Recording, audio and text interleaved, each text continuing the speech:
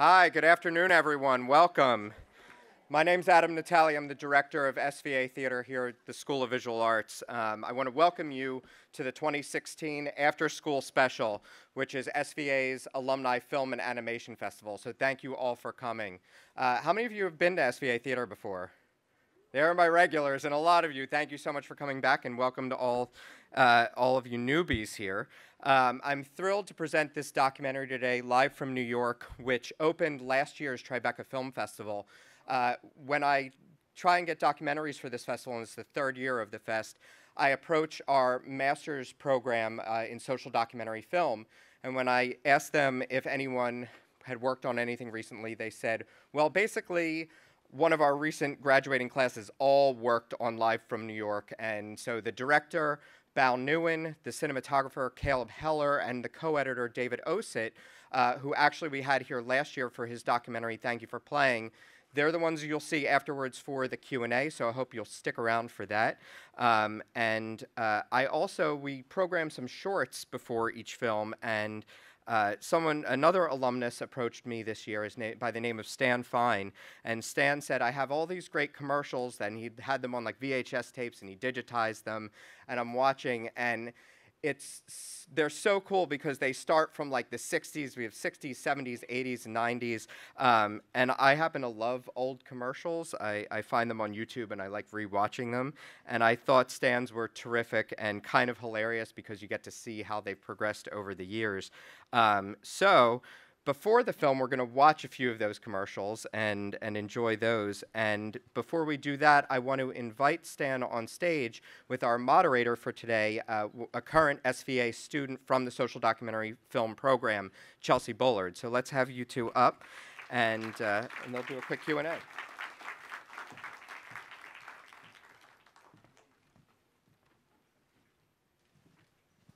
Thank you. Welcome, everyone.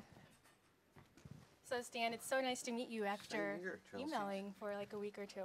So before we get into the commercials, I wanted to ask you a few questions. Sure. Can you tell me a bit about your time here at SVA? Yeah, I was a student here, and I learned a lot back in the 60s, and it kind of prepared me very much so to go forward and have a pretty successful career as an art director. And then I actually started to teach here myself for 3 years, and so I'm kind of a student teacher. That's always good. And what about your career after SVA? How has that been?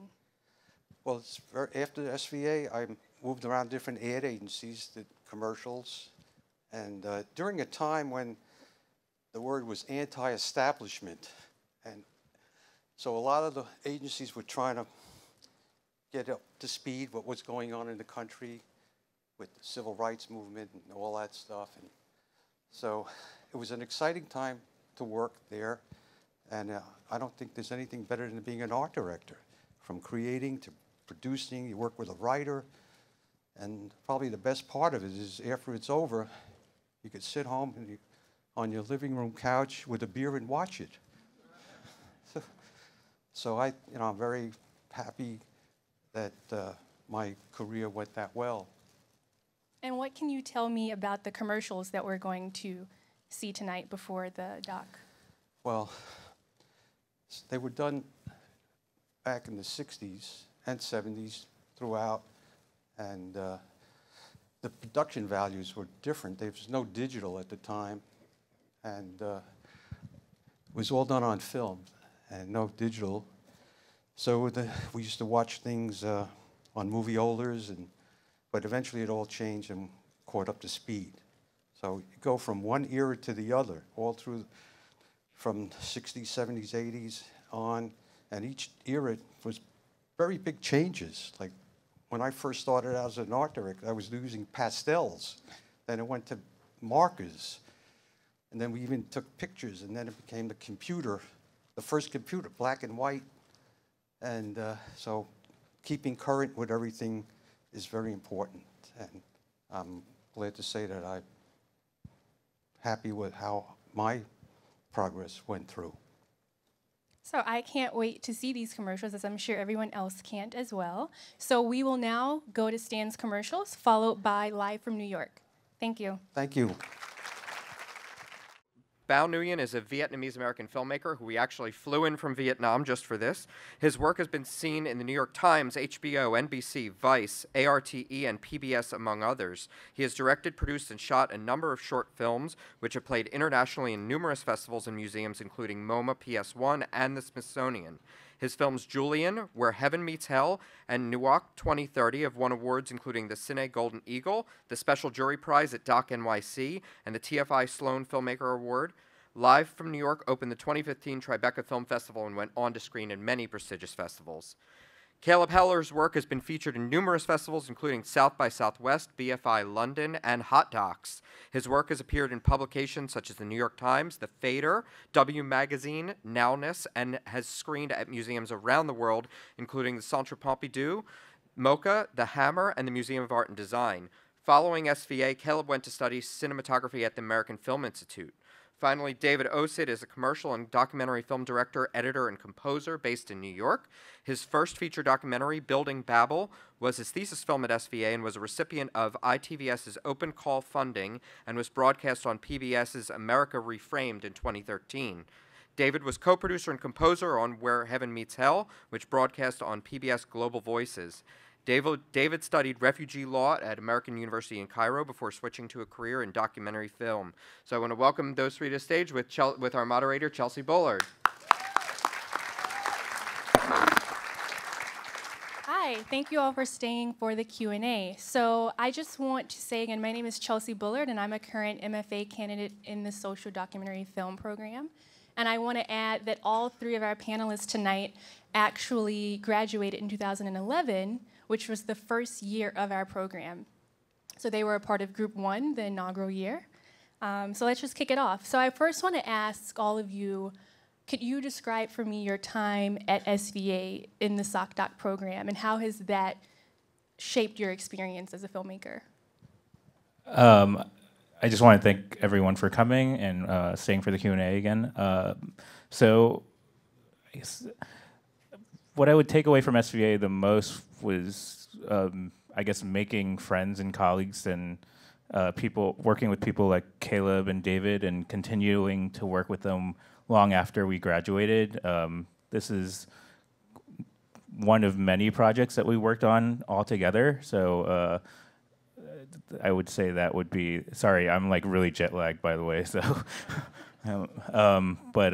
yeah, that was what I took away the most from the program in the first year. It was, as a first year, we were kind of guinea pigs in the program because no one knew what they were doing. But the one thing that you can kind of connect to was a community of like-minded individuals who wanted to make films.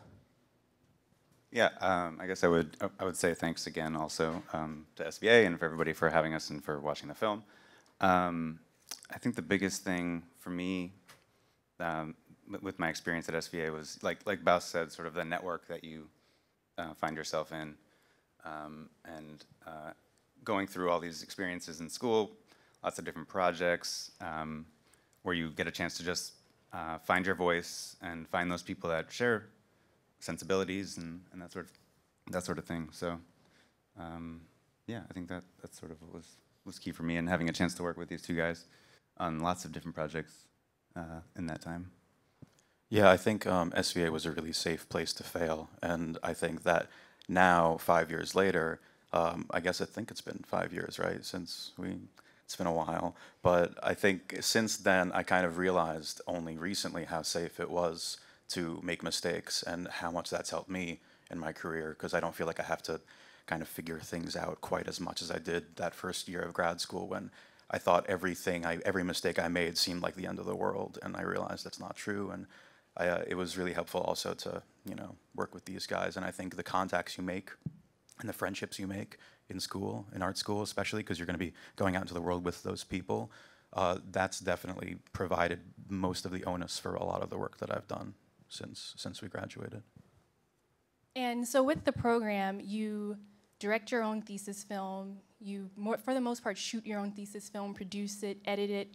How do you feel being in the SocDoc program shaped your specific roles now? So I know, David, you still do lots of everything, but what about you, Caleb? Do you mostly do cinematography now? And since coming from the program, how did you choose that that was the career path? Yeah, I guess I think what I've found for myself in the program was that I'm not really a director, and cinematography was really my calling.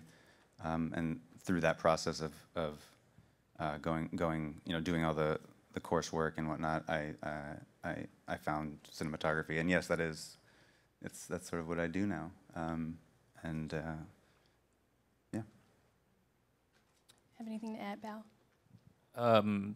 No, I mean, I came into the program after doing a few years as a photographer, so I kind of had the natural inclination to look at filmmaking through the visual perspective. So I got into cinematography in the beginning, but I realized story was more than just the way it was told through the visual.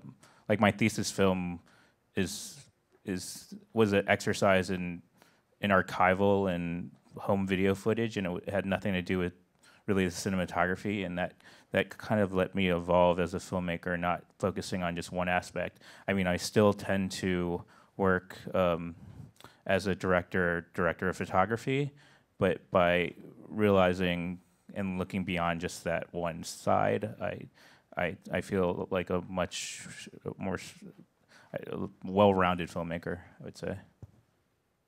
And how did you come to make this film live from New York?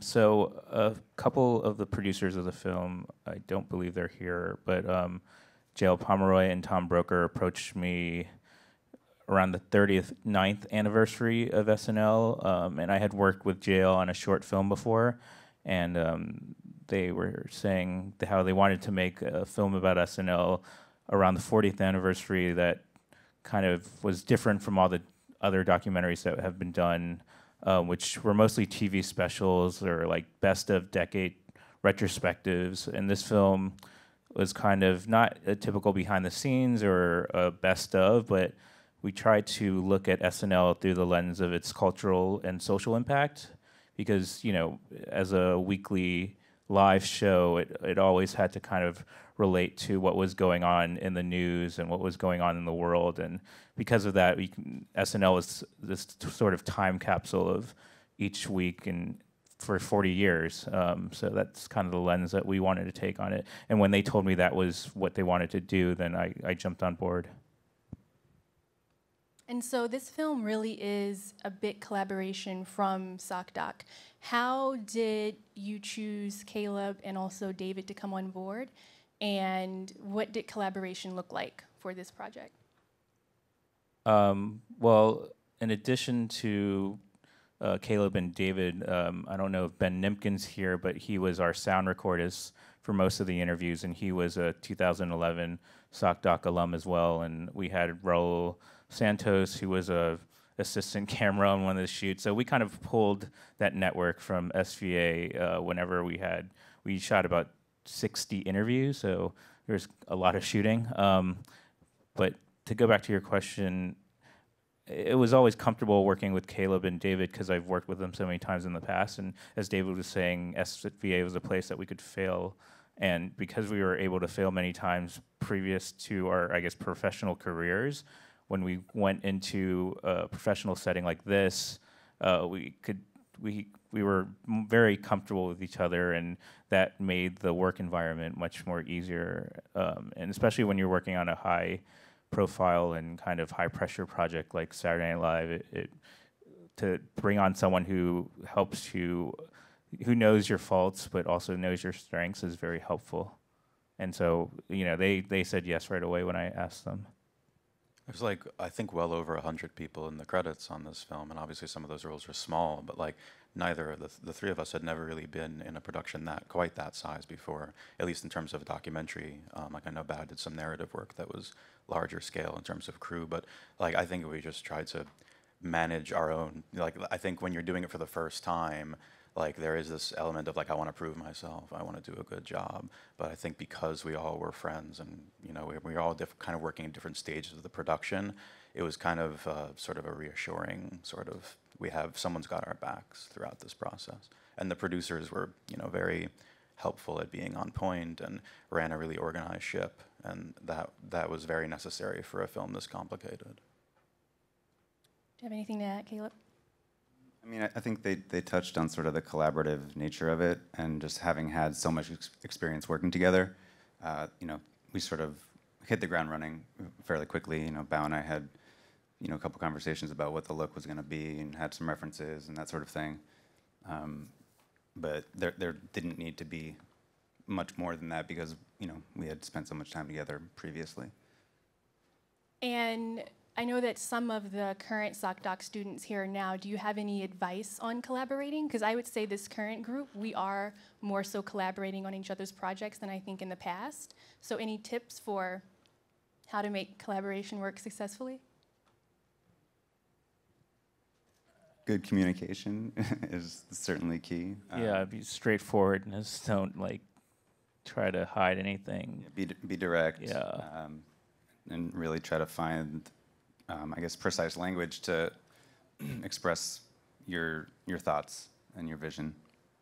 I mean, I remember when we were in our second year, when we were working on our thesis films, I knew I liked being a cinematographer on other people's films. So any opportunity where someone needed someone to shoot anything, I would like raise my hand and try to shoot as much as possible. And I think you kind of just have to put yourself out there if you want to do a certain role. Like if you like editing, then offer to kind of edit a scene and see how that works out. Because just building that relationship, working with other people, is something that's very important in graduate school and beyond. Because you know, film is a collaborative art. It's not something. I mean, some people sit in a room and do everything on their own, but by the end of your career, you realize that that's not going to work in the long run. And I think as many opportunities as you can to kind of work with different personalities on set, on location, and interviews. That's how graduate school can help. I think when you're collaborating, especially when you're in school or early on, I think it's easy to forget that we're all terrified when we're like starting projects and doing things for the first time. And when you're in a collaboration, especially if it's like a co-directing collaboration, it's especially easy to forget that the person next to you is just as like afraid of the world as you are. And it's like really important to put yourself in that person's position when there's arguments, when there's disagreements, and ideally that person does it with you too. If they don't, then just find someone else to work with, because it's really important. And in terms of Live from New York, with so many cast members and so many hosts over the years, how did you decide who you wanted to interview? And I'm sure you interviewed maybe more people than we even see. How did you dwindle that down? You know, we had a very specific thesis. As I mentioned earlier, it was looking at SNL as through a cultural lens and a social lens. And so with that, we weren't looking for who was the most popular cast member of a decade or who was the most successful after they, after they finished. So I'm sure people were like, I'm not going to say names because then it'll just create this whole discussion about why isn't that person in there. But, we had about 7 producers on this film, and the first production meeting pre-production meeting we had is just kind of like everyone yells out who they want to interview, and we had like 120 names at the end of that meeting. I'm like, okay, we need to cut that down to 60 people, and we cut it down to 100, and then we were like, we can't interview 100 people for this. And I think because we had such a focused scope that it helped us figure out as we were interviewing who we needed. So as the process got along further, we kind of slowly scratched off that list until we brought it down to eventually around 55 people. And so I want to talk a bit about emotion. So when you have like a social justice film with like this main character who you're going to see transform over the course of the film, I feel like that's really easy to make the highs and lows of an emotional arc. In a film like this, particularly when you approach shooting it and editing it, how do you try to force yourself to get emotion in? Send that over to I think forcing emotion tends to play as forcing emotion. Mm-hmm. I think there's a lot of like latent and like background emotion to like context of what's happening in certain scenes of certain films. It always depends, and there's lots of different kinds of emotions that you're trying to force. But obviously, there's manipulation that happens, and that's manipulation is music, manipulation is cuts and everything. But I mean, if, for example, with like the 9/11 scene in this film, we had this sort of tricky line to walk that we knew we wanted to walk of like, this is for the most part a film that's funny and full of levity and like gentle self-reflection and social reflection, and then we're going to have this kind of sad moment that we kind of just plunk in the middle of the movie. So we had to think kind of carefully about where is the audience primed to be going back in that sort of mental mindset, and how do we come out of that the other side? You know, where the emotion is generally a journey from one point to another point. It's not just like a big puddle. You go into the tunnel and you come out of the tunnel. And the point of that scene and of many other scenes where you're kind of giving an emotion to the audience is like, how can you take them from here to there? And the point for me of the 9/11 scene was always like, there's time when nobody knew what to do and nobody knew how to enjoy it. And I remember it. We were old enough to remember it, you know. And to us, the point was, you know, like from that moment, from that time, how did this like silly television show manage to do something that brought people at least slightly out of that funk, out of that pain? And that was kind of the trajectory of trying to guide that emotion along for the audience. And you know, you can break down every sort of scene in terms of, you know, how to put emotion into a story. But it's generally, if you ask yourself, I think, like, to what end? Like, why am I supposed to feel this way as an audience? It should kind of come naturally from there. I mean, speaking about the 9/11 scene, that was the first scene that I had asked David to edit, actually, just because we knew that that was going to be a powerful scene in the film. The film, when we're dealing not necessarily with a character, but with this kind of opaque institution like SNL, we try to figure out how to empathize with what's going on with that institution in a way. And 9/11 was obviously something that affected everyone, especially people who were living in New York at that time. And I think if we can kind of place the audience in the mind of the SNL cast members, the crew, of what they were thinking when that tragedy happened, then we knew that that was kind of the emotional kind of hook of the film, and then the rest of it, as David was saying, would kind of surround that in a way. But it's hard, you know. It was a very hard film to edit. David could tell you, just because we didn't have one character that we were following, and we were following, in a way, 55 different stories of like one topic. And like choosing like 7 different like historical story bites to like tell the story of 40 years, which like is always going to disappoint people. And any film about SNL always disappoints people because, like Bao said, like there's always missing characters. But it's funny, just to go back a little bit to what Bao was saying and what your question was, that line in the film when Jimmy Fallon's like I just got thraxed, like that, it's funny. And we, in the rushes, in the raw footage, we knew it was funny. And in the editing of that scene, the challenge that I gave myself was like, in 5 minutes, I want to go from that 4-panel screen of archival footage to that line. And we have to earn arriving there. Like, we have to earn arriving at this like point of like, this is so ludicrous, but I can't help but laugh at it, because that's how it felt, you know, in New York in September 2001, you know. So that was kind of the obstruction, quote unquote, that we had in the editing of that scene, is like, let's go on this journey and see if we can put in the right elements that gently pull the audience back up the ladder. And I think that's just, you know, that's just editing. That's just every scene kind of had that journey. So I'm going to ask one last question before we open it up to the audience for a Q&A. And I would ask people who want to ask a question to stand in the center aisles, and you'll see microphones on stands because we're recording this and we want to be able to hear the questions. So my next question is, you already talked about thesis advice in terms of collaboration, but I also want to ask, I'm in year 2 now, and we have 1 year to make a film that has a compelling character who we want to see on screen, that it's edited well, that there's an emotional arc, and they're goal-oriented. There are all of these pressures on us.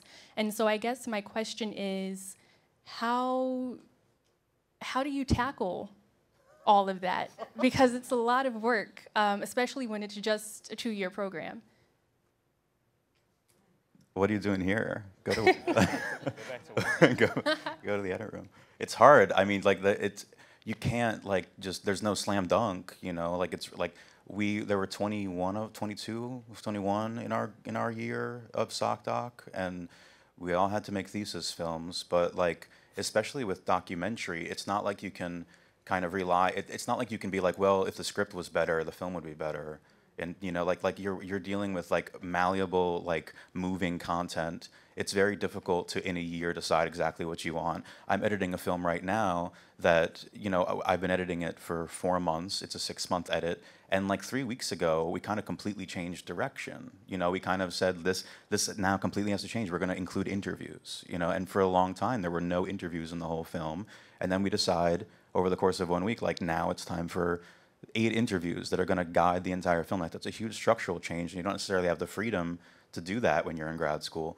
But I think this goes back very much to what I first said, is that it's okay to like really like fail in grad. Like it's fine. Like I've learned far more from like all the mistakes I made with my first film and subsequent projects than any sort of like. You learn just as much from like making bad films as making good films. Like I think that there is an unfair at times pressure for students, especially graduate students, to have a calling card that they can go out into the world with, and that's going to be their thing. And the lucky ones among us can do that, but it takes a lot of luck and a lot of work too. But you're gonna make something ideally good and learn something from it, and you're not hopefully going to give up if that the first thing you make doesn't have to be good. Like it's crazy that we've trained ourselves to feel that way, but I think there's more work to be done after that. Yeah, I mean, I guess when you sort of look at it the way that you explained it, with, you know, there's all these different elements that you need to achieve. And you look at it sort of from afar, it seems incredibly daunting and like something that you'll never get through. But I think if you sort of break it down, create you create a plan for yourself. You talk with your peers, and you get their advice and their help, and your faculty, of course.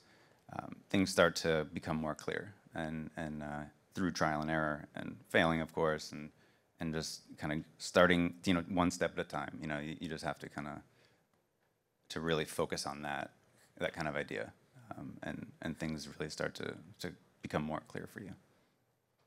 And going back to the first question you asked us of like what we got out of SVA and graduate school, it's like for me it was like having this community. And I think when you're dealing with something like your thesis project, don't think that you're doing it alone. You have, I don't know how big your class is, but you have all these other people who are going through the same experience as you, and you don't usually have that when you're making a film, that they're in the exact same stage of the process. And I think don't be timid, don't be scared to show something to someone, because there's going to be many nights where you're just sitting in the edit room alone at school, and there's tons of other people in edit rooms around you, and you guys aren't conversing with each other. You're all kind of in your bubble, and the best time is when you can walk around that hallway and someone knocks on your door, and you know they just ask you, they look in and see what's up, and just be willing to show them, because you know you're stuck in this mindset of what you think you want the film to be. But sometimes it's obviously good to have a second opinion on things. And again, it's you have a lot of people who support you within the graduate community. Don't be so scared. Okay. Oh, also, one more thing. I think it's really important to trust your instincts too, because if you trust your instincts, and your instincts are wrong, then you know you shouldn't be a filmmaker. But if you trust your instincts, wow. and no, I mean I don't mean in a bad way. I mean just like if you trust your instincts and they're like totally like just take you to the wrong direction, that's like not a good sign. But like if you trust your instincts, like it's important to, because that's always going to be what like gets you through. And I'm not saying like trust your instincts and then like you fall on your face, and like there are other factors. But it is important to believe in yourself. And I know that sounds very trite, but it is, in fact, very important, because like ultimately, yes, there is a community that will help you, and it's like Bao said and Caleb said, it's very important to avail yourself to that community. But ultimately, like we are kind of all in this alone. You know, like we all have to kind of make sure that we're taking care of ourselves and listening to what's in our head when we're making projects and when we're creating films or any other creative form. Okay, I think we have a question from the audience. And you know, I love you guys. I've been watching you guys since I was a little girl, and I think you're marvelous. You're excellent. Your show is great, and the characters and the people on the show are wonderful. They're spectacular. And basically, I just wanted to know if you're going to have an opportunity to be in the area. Are you able to just walk in on your show, or you would have to order tickets? And how do you go about being in your audience, or maybe even being on your show, a Saturday Night Live? So just a disclaimer, we don't work for the actual show. We were an independent crew that came on and documented the show during the 39th, 40th season. So to answer your question about getting tickets, you can probably just go to nbc.com/SNL. Before I worked on the project, I've only seen the show once live because it's, as people who've tried to enter the lottery, it's nearly impossible to get tickets. It took 10 years for me to actually get that ticket, and then once I got working on the show, it's not like I can call up like Lorne Michaels and say, "Yo, man, just hook it up." It's definitely not like that. So that's the best I can answer. By the way, he's definitely done that. I've done that, but he says no. So. Okay, and we have another question. Hi, my name is Amanda, and I want to say that I thoroughly enjoyed this, and you did such a great job editing 40 years worth of footage. And I heard what you said about how you learn from the bad films or the bad documentaries that you do. Now, do you know when something's going to be a success and when it's not going to before it actually is out there? Or do you wait for that reaction and then say, oh crap? I don't think you ever know. It's like you're stuck in this like editing bubble for 6-7 months, and when you finally like show it to an audience for the first time and you get that reaction, it's either your heart sinks or it's triumphant. You have no idea. You try to make the best film you can, obviously, with the time that you're allotted, but I think someone who thinks that they know the formula to making a good film is a liar. Yeah, but while you're editing it and you think, oh, maybe this might not go well, maybe I might not get a laugh. I mean, do you ever get... Of course, yeah. I mean, David could speak more about kind of the nuances of that and when... Well, it was one thing that we did for this film and for many other films is rough cut screenings. Like, I really, really firmly believe in the value of rough cut screenings, whether it's narrative filmmaking or documentary filmmaking, is because like you have an audience. When you screen it for new people, you carefully think about who you're screening it for. Sometimes it's like non-filmmakers in a group with filmmakers. Sometimes it's editors in a group with non-editors. Sometimes it's never family, but like other people, and it's really helpful because you do get a sense of what's working, and it does reinforce things for you. And every single time I've ever watched a film that I'm editing with an audience, even if it's just a rough cut audience, like it changes my viewing of the film and the laugh track and everything, like it makes a big difference. But I think to answer your question, there's two different, maybe more kinds of success, but two in particular with film, which is like commercially successful and critically successful, or personally successful. Like maybe it's a success for you and that matters more than whether the reviews are good or not. Like maybe you finished your first film and it's pretty good and it's not like blowing anybody away, but like you did it and you didn't know you could. Like that is a success as much as anything else is, in my opinion. So I think there's different kinds, and I think that in terms of knowing like how it's going to be successful or not, I think the one thing you can measure, unfortunately, is the formula for commercial success. Like there are certain things that we all kind of know a film is to be commercially viable, especially a documentary. You can look at the list of like the 5 docs that are nominated for the Oscars every year and kind of get a sense, if you look at it year after year, like make a film about a musician who passed away, and like you're probably gonna, you know, have a commercially viable film of some sort. But like there's other factors and there's other kinds of success. Right. Thank you. That was a great answer. Congratulations. And we have time for one more audience question. Hi, I'm Kathleen Kirkwood, and I really enjoyed the film. And I worked on the costumes for the very in a small way for the original cast, and that brought to mind a question about archives. Can you share sort of an experience or a story about how you found the archives, collecting archives from the 70s versus digital archives now? And was there any way that you found them that was a little unconventional for the older pieces or the older newspapers in the 70s? It was definitely harder to find those 1970s archives because, I mean, people didn't know that the show was going to keep going. You know, they thought it would last only a few seasons, so they weren't keeping like records like today's generation, which is documenting every single thing that happens all the time. And so I think one source of archival that we found successful was just talking when we were interviewing people from the original cast. We would just ask them, was there anyone holding a camera? Was there anyone taking photographs? Do you remember like any hoarders on set? And we would use that as kind of a jumping point.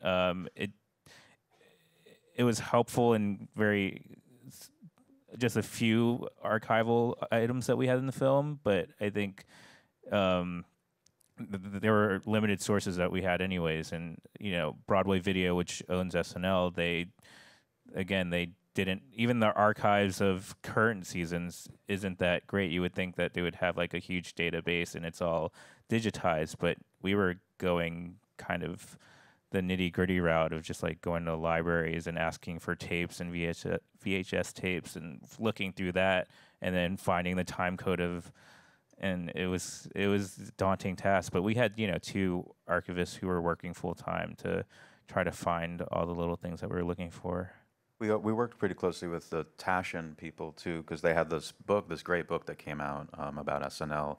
I think shortly before the documentary premiered at Tribeca last year, and that was also just a great resource because the people who made the book also had all these contacts, all the photographers, and you know, you see there's Ann Beats and Mary Ellen Matthews in the film, and they kind of like helped supply us with all of their photos, and so everyone kind of stayed in touch with each other and therefore with us in the edit room about every sort of avenue we could go down for archival. Okay, so thank you guys, and thank all of you for staying.